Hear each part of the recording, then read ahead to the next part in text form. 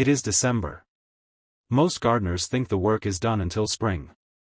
But what you do or do not do this month determines whether you start next season ahead or behind. I used to ignore my garden in December. Then one spring, I found half my perennials gone, my soil compacted, and pests everywhere. That winter of neglect cost me $300 and weeks of work. Now I spend just 2 hours total in December doing 10 simple tasks. And every spring, my garden is ready to thrive while my neighbors are scrambling to catch up. Hey there, friends. Welcome back to Daily Garden Guide. I am so glad you are here with me today. I share practical gardening advice that works through all seasons, including winter. And I know that for many of us, especially as we get older, we want to work smarter, not harder in our gardens. Go ahead and hit that subscribe button and turn on that bell for seasonal maintenance tips every single week. These simple tasks make all the difference. Now, let us talk about these 10 critical December tasks that will set you up for success. Task number 1. Mulch everything. First priority. Mulch everything before the ground freezes solid. Winter is not one long freeze. It is freeze-thaw cycles over and over. Soil expands and contracts, pushing plant roots right out of the ground. This heaving kills more perennials than actual cold does. I have seen it happen so many times. Mulch moderates these temperature swings. Under a thick layer, soil stays more consistent. Less heaving means healthier plants. What should you mulch? Perennial beds, around shrubs and trees, over fall-planted bulbs, and on root vegetables you are leaving for winter harvest. How much mulch? 3 to 4 inches for general beds. 4 to 6 inches around sensitive perennials. 8 to 12 inches over root vegetables you want to harvest later. Use shredded leaves. They are free and they work perfectly. Wood chips are great too. Straw is excellent over vegetables. Important tip. Do not pile mulch right against stems or tree trunks. Leave a few inches of space to prevent rot and give them breathing room. I mulched my beds last week with shredded leaves. Took me about 40 minutes. Those beds are now protected through whatever winter brings our way. This single task prevents more winter damage than anything else you can do. Task number 2. Protect marginally hardy plants. Protect borderline hardy plants now before the hardest cold hits. Do not wait for the weather forecast to say extreme cold. By then it is too late. Roses need protection in colder zones.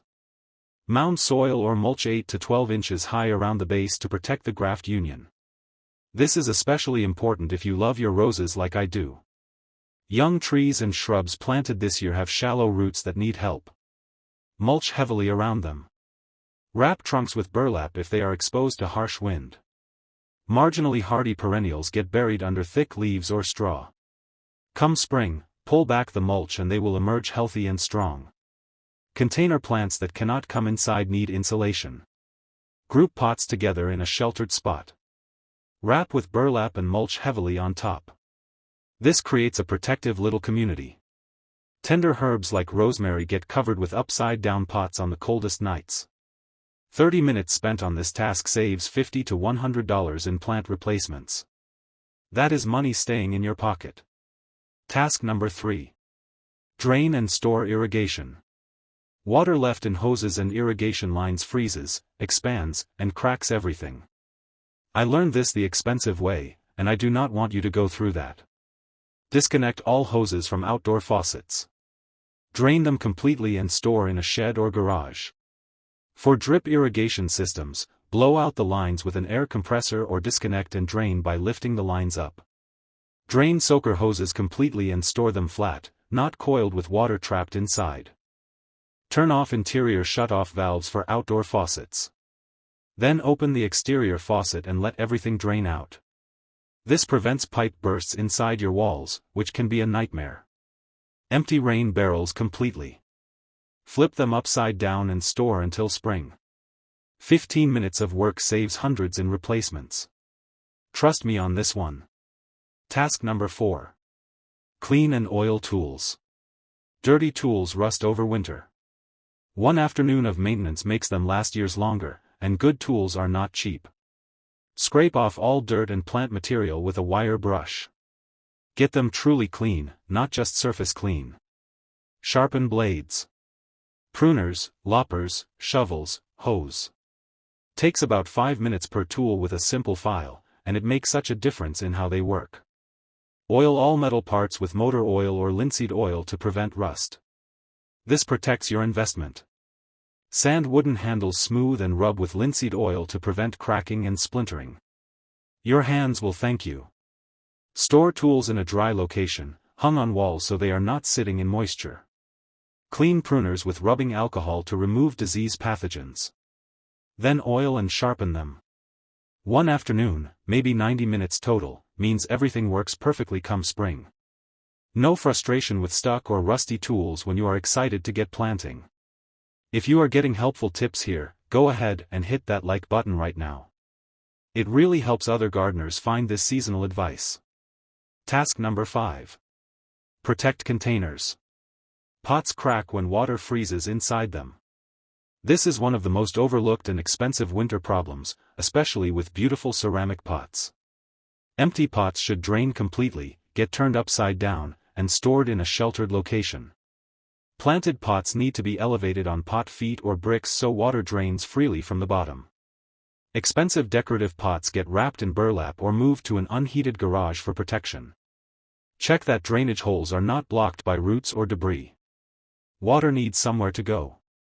For perennials you are overwintering in pots, group them together. Wrap the entire group with burlap and mulch heavily on top. They stay warmer together. I lost 3 expensive ceramic pots one winter before I learned this lesson. Now I lose 0 because I take 30 minutes in December to protect them properly. Task number 6. Deal with leaves. Thick leaf layers smother grass and perennials. They mat down, block air, and create perfect habitat for pests you do not want hanging around. Here are your options. Mulch them in place with a mower. Shredded leaves decompose quickly and feed your soil. Collect and compost them for beautiful leaf mold. Shred and use as mulch in garden beds. Or bag for municipal collection if your town offers that. Do not leave thick mats of whole leaves on lawns or in beds. That creates disease problems come spring. You can leave some leaves in wild areas for beneficial wildlife, but deal with them properly on lawns and cultivated beds. Takes about an hour, prevents spring problems, and creates free mulch. That is a win all around. Task number 7. Inspect for pests and disease. Walk your garden looking for overwintering problems. This is detective work, and it pays off big time. Remove any mummified fruit on trees or on the ground. They harbor disease spores. Bag them and put in the trash. Never compost diseased material. Check for egg masses on tree trunks or underneath leaves. Scrape them off and destroy them. Clear heavy debris piles against foundations where slugs and other pests like to hide out. Pull mulch back a bit from tree trunks to eliminate rodent nesting sites. Mice love to nest there and chew bark. Remove diseased vegetable plants. Healthy plants can decompose in place, but diseased ones need to go. I am not trying to sterilize everything.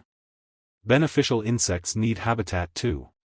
I am just targeting obvious problem concentration points. 30 minutes of inspection dramatically reduces spring pest pressure. An ounce of prevention truly is worth a pound of cure. Task number 8. Test and amend soil. December is perfect for soil testing because many amendments need months to work. You are planning ahead. Lime to raise pH takes 3 to 6 months to fully react. Apply now and it is ready by spring. Same thing with sulfur to lower pH. Gypsum for clay soil or rock phosphate for phosphorus also need time. Dig small samples from several spots in each bed. Mix them together and test with a home kit or send to your extension service. Results tell you pH and nutrient levels. Now you know exactly what to add instead of guessing. This year, my test showed low phosphorus. I added bone meal and rock phosphate in December. By April, it will be available for my tomatoes and peppers. Testing costs $10 to $20. Targeted amendments are much cheaper than guessing and wasting money on things you do not need. 1 hour of work sets up the entire next season for success. Task number 9. Plan and order for next year. Plan next year's garden while this year's lessons are still fresh in your mind. This is such valuable thinking time. Review honestly. What grew well? What failed and why? What got overgrown and became too much work? What went unused? Sketch your beds and plan crop rotation. Where tomatoes grew, plant beans next year. Where heavy feeders grew, plant light feeders. Give your soil a break. Make lists. Seeds to order, amendments to buy, tools to replace, structures to build or repair. Plan your timing. When to start seeds indoors, when to direct sow outside. Seed catalogs are arriving now. This is when selection is best and popular varieties have not sold out yet. 2 hours of December planning shapes the entire next year. This is the best time investment I make all year. Drop a comment right now and tell me, what are you planning to grow next year? I love hearing about your garden dreams. Task number 10. Harvest and observe. If you planted cold hardy crops, kale, spinach, carrots, Brussels sprouts, December is harvest time. Pick in the afternoon when leaves have thawed out. Brussels sprouts are actually sweeter after frost. They taste so much better. Root vegetables under mulch are still perfect for harvesting. Just dig down through that protective layer. But also take time to observe your winter garden. With everything dormant, you see patterns that are invisible in summer. Which pathways flood when it rains? Which areas are actually full shade? Where does snow melt first, showing you the warmest spots? Take photos. These become invaluable planning references for next year. I have solved chronic problems simply by observing them clearly in December when the garden is stripped down and everything is visible. The December schedule. Let me break this down so it feels manageable. Week 1. Mulch beds, protect vulnerable plants, secure containers. Week 2. Drain irrigation, clean tools, deal with leaves. Week 3. Inspect for pests, test soil, harvest and observe. Week 4. Plan next year and order seeds. Total time? 2 hours spread across the month. 15 minutes here and there a few times a week. Not overwhelming at all. Just small, manageable tasks building comprehensive preparation. What not to do in December. Let me save you from some common mistakes. Do not fertilize dormant plants. They will not use it and it stimulates vulnerable new growth that will just get damaged. Do not prune spring blooming shrubs like lilacs or forsythia. You will cut off all the flower buds. Do not walk on frozen lawns. You will damage the grass. Do not try to dig frozen soil. Wait for a thaw. Do not panic about dormant-looking perennials. They are resting, not dead. They will come back. Do not try to overwinter tropical plants outside in cold zones. Be realistic about your hardiness zone. Do not stop watering evergreens before the ground freezes. They still need moisture. This month truly determines whether you start next season ahead or behind. Gardens that thrive in April were set up for success in December through these exact tasks. When I walk my neighborhood in spring, I can tell which gardens had December maintenance. The prepared ones are healthy with strong vigorous plants. The neglected ones are struggling with dead spots and stressed plants catching up. December maintenance is an investment with guaranteed returns. 2 hours now saves weeks of spring labor and hundreds of dollars in replacements. I used to resist December garden work. I thought, why bother when everything is dormant? Now I actually enjoy it. It is peaceful, methodical work that sets up success. There is something calming about preparing your garden for rest. These 10 tasks are not complicated or expensive. They just require thinking about your garden in December instead of forgetting it exists until March. Do them and your spring will be dramatically easier. Skip them and you will spend spring catching up and fixing problems. Which task are you tackling first? What is your biggest December challenge? Drop a comment below. I read every single one and I love hearing from you. If this was helpful, hit that thumbs up button. It helps other gardeners find this advice when they need it. Subscribe to Daily Garden Guide and ring that bell. I share monthly maintenance guides and year-round growing strategies every single week designed especially for gardeners like us. Share this with a gardening friend who is wondering what to do this month. We all need these reminders. If you have a December task I did not mention, please share it in the comments. This community learns together and I always pick up great ideas from you. Before I go, I want you to remember something. Your garden is alive right now. Under the mulch, under the snow, there is life happening. Roots are resting. Seeds are dormant. Soil organisms are working slowly. Everything you do in December supports that hidden life. You are protecting living systems that will burst into growth when conditions allow. That is why December matters. That is why 2 hours this month create success for 10 months next year. So bundle up. Get outside. Walk your garden. Do one task from this list. Just one. Build momentum from there. Your future self planting in April will thank you for the work you do this month. I promise you that. Thank you for watching. Thank you for being a year-round gardener. December is not the end of gardening. It is preparation for next year's abundance. The work you do in December determines the success you have in spring. That is not an exaggeration. It is just the truth. Happy December gardening, friends. I will see you in the next video.